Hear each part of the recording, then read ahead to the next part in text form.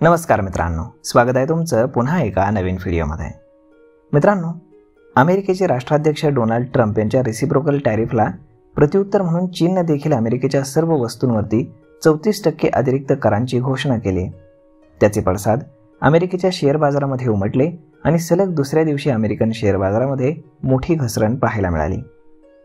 भारतीय वेळेनुसार शुक्रवारी रात्री 8:15 वाजता अमेरिकन शेअर बाजारातील निर्देशांक डाऊ जोन्स हा 1519 अंकांनी घसरून खाली ट्रेड करत होता। चीनने अतिरिक्त कराची घोषणा केल्यानं जागतिक व्यापार युद्धाची तीव्रता अजून वाढली असून जागतिक शेअर बाजारांमध्ये आणखीन घसरण होताना आपल्याला पाहायला मिळते। ट्रम्प यांनी एक्स पोस्टमध्ये म्हटलंय की चीननं चुकीची खेळी केली आहे, ते घाबरलेत पण ते त्यांना परवडणार नाही। दरम्यान अनेक गुंतवणूकदार अमेरिकेमध्ये येत आहेत, प्रचंड मोठी गुंतवणूक अमेरिकेमध्ये होत आहे। माझी धोरणं कधीही बदलणार नाहीत।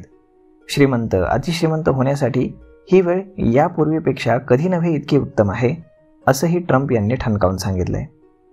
दरम्यान युरोपियन स्टॉक्सनं त्या दिवशीच्या सर्वात मोठ्या तोट्यांचा अनुभव घेतला आणि क्रूड ऑइलची किंमत ही 2021 नंतरच्या सर्वात कमी पातळीवर घसरली, कारण व्यापार युद्धामुळे मंदीची भीती निर्माण झाली। ट्रम्प यांनी या आठवड्यामध्ये जाहीर केलेल्या विस्तृत करांमुळे बाजारांमध्ये घबराट निर्माण झाली आहे आणि प्रमुख अर्थव्यवस्थेकडनं प्रतिकात्मक पावलं उचलली गेली आहेत। त्यामध्ये चीनचा देखील समावेश आहे। युरोपियन बँकिंग स्टॉक्सनं शुक्रवारी कोरोना महामारीच्या प्रकोपानंतर 5 वर्षातील सर्वात मोठी घसरण अनुभवलेली आहे।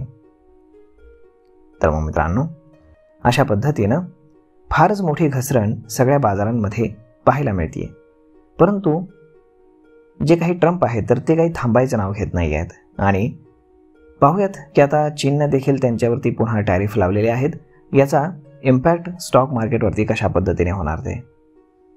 तर मग मित्रांनो, हा व्हिडिओ, ही माहिती तुम्हाला कशी वाटली हे तुम्ही आम्हाला कमेंट करून नक्कीच सांगा आणि जर आवडली असेल तर आपल्या जवळच्या मित्रमंडळींसोबत देखील हा व्हिडिओ तुम्ही शेअर करायला विसरू नका। धन्यवाद।